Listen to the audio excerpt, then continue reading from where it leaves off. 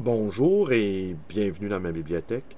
Nous sommes à Montréal le 22 février 2012 et aujourd'hui, je vais lire le début du chant deuxième de Lautréamont.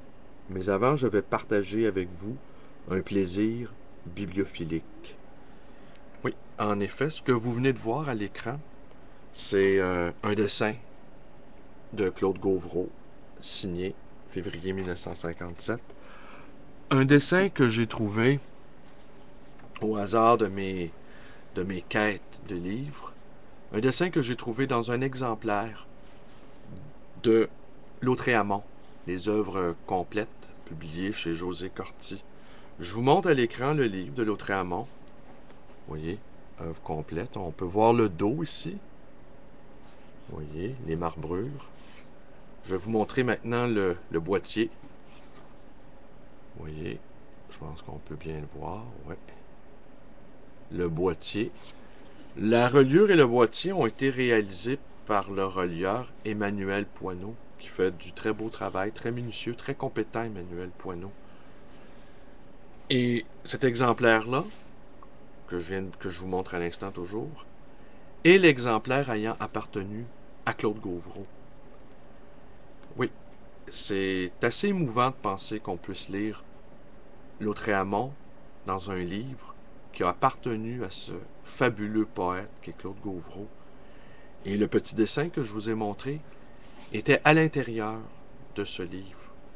Ce qu'on appelle, il était truffé, un exemplaire truffé d'un dessin de Claude Gauvreau. Alors, c'est jamais sans émotion que je lis Lautréamont dans cet exemplaire. C'est un des plaisirs de la bibliophilie. C'est ce que la culture numérique ne nous apportera jamais. Des traces tangibles, vivantes, des livres. On, peut-être dans quelques années, on ne trouvera plus. Ou si ce n'est qu'au sein de bibliothèques très riches, réservées à une toute petite élite. Et je le déplore. D'ailleurs, c'est un des buts de ces émissions-là, Lecture dans ma bibliothèque, c'est de partager aussi mon amour des livres, mon amour physique des livres. Alors, chant deuxième, Lautréamont. Où est-il passé ce premier chant de Maldoror, depuis que sa bouche, pleine des feuilles de la belladone, le laissa échapper à travers les royaumes de la colère, dans un moment de réflexion? Où est passé ce chant? On ne le sait pas au juste. Ce ne sont pas les arbres, ni les vents qui l'ont gardé. Et la morale, qui passait à cet endroit, ne présageant pas qu'elle avait dans ses pages incandescentes un défenseur énergique, l'a vue se diriger d'un pas ferme et droit vers les recoins obscurs et les fibres secrètes des consciences. Ce qui est du moins acquis à la science, c'est que depuis ce temps, l'homme, à la figure de crapaud, ne se reconnaît plus lui-même et tombe souvent dans des excès de fureur qui le font ressembler à une bête des bois. Ce n'est pas sa faute. Dans tous les temps, il avait cru, les paupières ployant sous les résédas de la modestie, qu'il n'était composé que de bien et d'une quantité minime de mal. Brusquement, je lui appris, en découvrant en plein jour son cœur et ses trames, qu'au contraire, il n'est composé que de mal et d'une quantité minime de bien que les législateurs ont de la peine à ne pas laisser évaporer.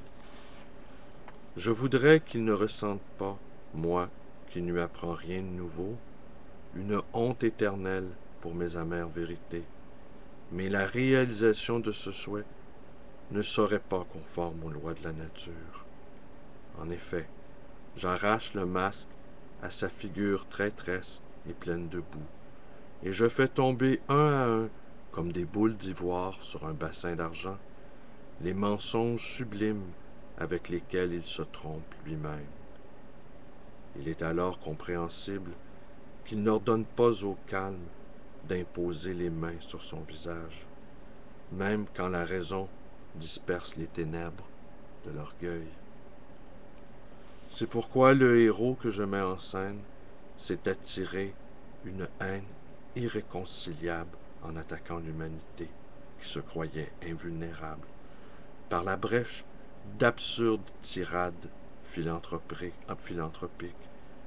Elles sont entassées comme des grains de sable dans ces livres, dont je suis quelquefois sur le point, quand la raison m'abandonne, d'estimer le comique si cocasse, mais ennuyant. Il l'avait prévu. Il ne suffit pas de sculpter la statue de la bonté sur le fronton des parchemins que contiennent les bibliothèques. Ô être humain, te voilà maintenant nu comme un verre, en présence de mon glaive de diamant. Abandonne ta méthode, il n'est plus temps de faire l'orgueilleux. J'élance vers toi ma prière, dans l'attitude de la prosternation. Il y a quelqu'un qui observe les moindres mouvements de ta coupable vie. Tu es enveloppé par les réseaux subtils de sa perspicacité acharnée. Ne te fie pas à lui quand il tourne les reins, car il te regarde. Ne te fie pas à lui quand il ferme les yeux, car il te regarde encore. Il est difficile de supposer que, touchant les ruses et la méchanceté, ta redoutable résolution soit de surpasser l'enfant de mon imagination.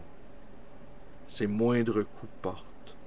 Avec des précautions, il est possible d'apprendre à celui qui croit l'ignorer que les loups et les brigands ne se dévorent pas entre eux. Ce n'est peut-être pas leur coutume. Par conséquent, remets sans peur entre ses mains le soin de ton existence. Il la conduira d'une manière qu'il connaît. Ne crois pas à l'intention qu'il fait reluire au soleil de te corriger, car tu l'intéresses médiocrement, pour ne dire moins encore. N'approchais-je pas de la vérité totale, la bienveillante mesure de ma vérification? Mais c'est qu'il aime à te faire du mal, dans la légitime persuasion que tu deviennes aussi méchant que lui, et que tu l'accompagnes dans le gouffre béant de l'enfer quand cette heure sonnera. Sa place est depuis longtemps marquée, à l'endroit où l'on remarque une potence en fer, à laquelle sont suspendus des chaînes et des carcans.